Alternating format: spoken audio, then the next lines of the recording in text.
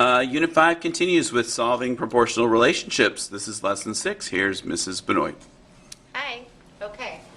We talked about proportional relationships in the previous two lessons and dealing with tables and graphs mostly. So now we're going to look at them when we set them up just as something called a proportion. And the learning target that we're aiming for is I can use ratios and rates to write and solve proportions. These are two problems that by the end of the lesson you should be able to do. We have two ratios set up here, 7 over 3 equals n over 21. This one has a variable. And then a word problem. You will be able to do both by the end of this lesson, hopefully. So what is a proportion? Here's another vocabulary word for you. A proportion is an equation stating that two ratios or rates are equivalent. So the first two examples are just ratios. And we have two ratios here that are all numbers, 6/8 and 3/4. To set up your proportion, you're going to rewrite it with the equals in the middle.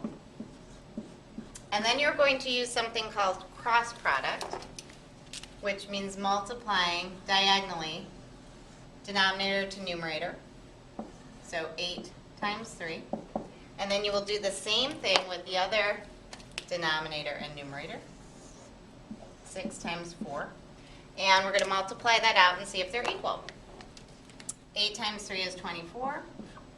And 6 times 4 is also 24. So this is a proportion. They are two ratios that are equivalent. Over here we could have two ratios that aren't all numbers. This one is 2 over 5. This one is 10 over x. We're going to start the same way by writing that equals in between. And then use the idea of cross product again. 5 times 10 on the left side. And that's going to be equal to 2 times x on the right side. And we'll just write that as 2x. So 5 times 10 is 50. And that's equal to 2x. But we want to know what x is. That's what we need to fill in our ratio. So we're going to divide both sides by 2. And we get x is equal to 25. If you put that back up in your proportion here, you would have 2 over 5 equals 10 over 25. They are equivalent. That's a proportion. You may also see a proportion in the form of a word problem. We have one here for you. Logan bought 6 gallons of ice cream for $12.99. How much would 2 gallons cost? So this is actually going to our idea of rates. We're going to set up rates and then set them equal to each other to solve for the cost of the 2 gallons.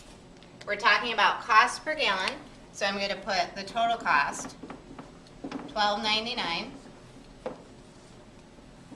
over my 6 gallons, or over the 6 gallons that Logan bought.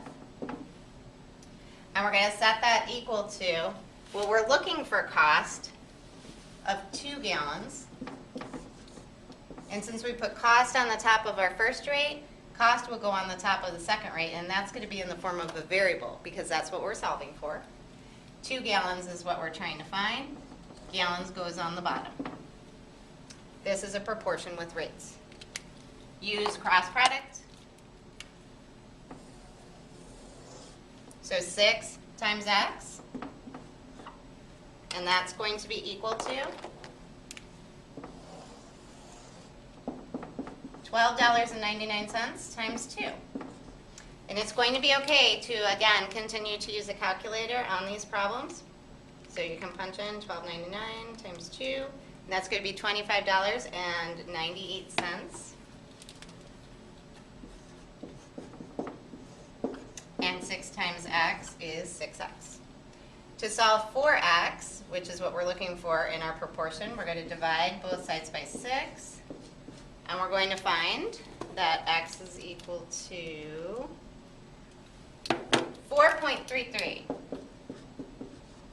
But we're talking about money. We're talking about cost. So we would call that $4.33. And that's for 2 gallons of ice cream, which is what we were looking for. So make sure you put it together with the right units at the end. Okay, so using those examples, let's see if you can hit the target. We have a ratio one, 7/3 equals n over 21. And then we have a word problem. Danielle paid $1.10 for a dozen eggs. Determine the cost of 6 eggs. Set up the rates and then solve to find the cost.